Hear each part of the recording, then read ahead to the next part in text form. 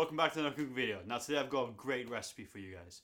Basically I'm going to show you how to take some scraps at the end of a sushi cook, so the cooked sushi rice and the extra little pieces of fish, and turn them into something amazing that you can be proud to serve to your guests.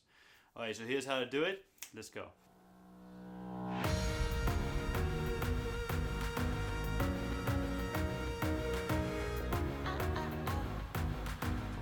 Alright, so here's a little bit extra sushi rice, which is seasoned and everything that I've got left over from a sushi dinner.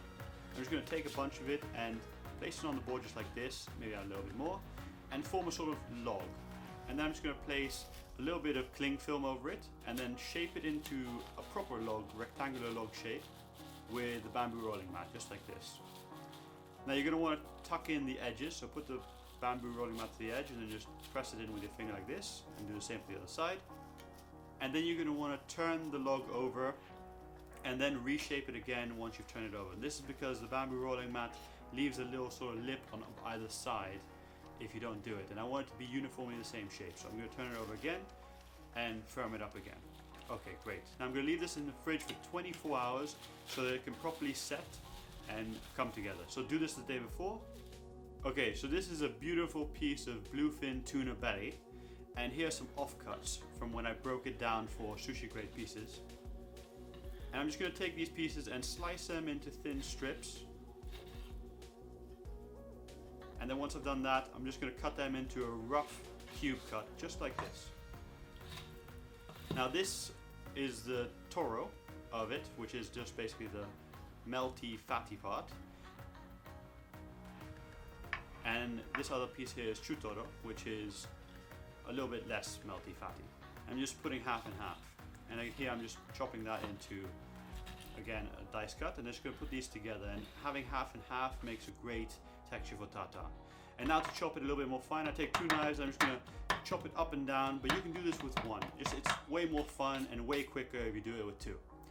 Okay, so just quick motions, up, down, chop, chop, chop, chop. Okay, so if you want a rough tartare, just chop this a little bit less, and if you want a much more smoother tartare, chop it a lot.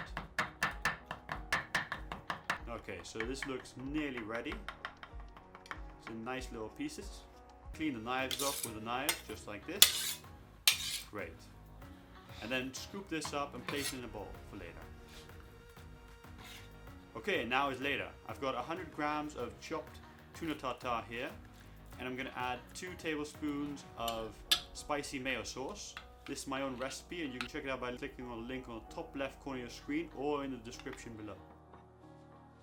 Here I'm just going to add a little bit of chives, 3 pinches worth, which is about 4 to 5 grams.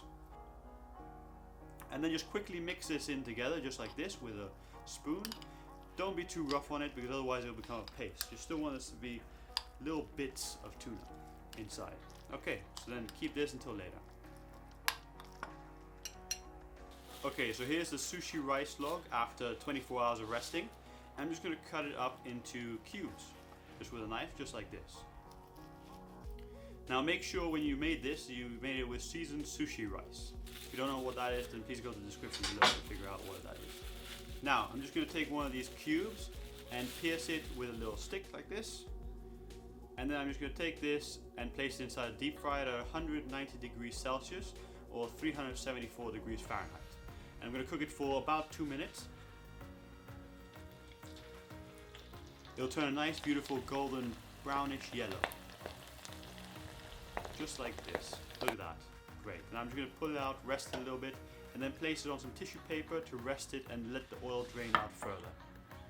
Okay, and at this stage, it's ready to add your tartare onto it. So just take a spoon and place it gently on top of your crispy rice cube, and then top it off and finish it off. Just add a little bit more chopped chives, just like this. Okay, and now this is just ready to eat. Alright, so to eat these delicious little treats, all you do is pick it up by a stick and put it in your mouth and just enjoy. Or if you want, you can add in a little bit of soy sauce, but make sure not to put too much soy sauce because the crispy rice has a lot of surface area, so it absorbs the soy sauce very quickly and it can become overpowered and salty. So make sure to put very little bit of soy sauce if you do dip in soy sauce. Okay, now how does this taste? Well, it's just a delicious spicy tuna with this incredible crunch from the crispy rice And then once you get through the crispy, crunchy rice, then you hit that core of cooked sushi rice, which is just awesome, and it's an awesome recipe, especially when you think it's made from scraps. So I hope you guys give this a go at home, and I hope you enjoy it as much as I did. Now, if you want to check out some more of my recipes, then check out the link on the top right corner of your screen to see all my other recipes on my website. Okay, thank you for watching. See you guys next week. Goodbye.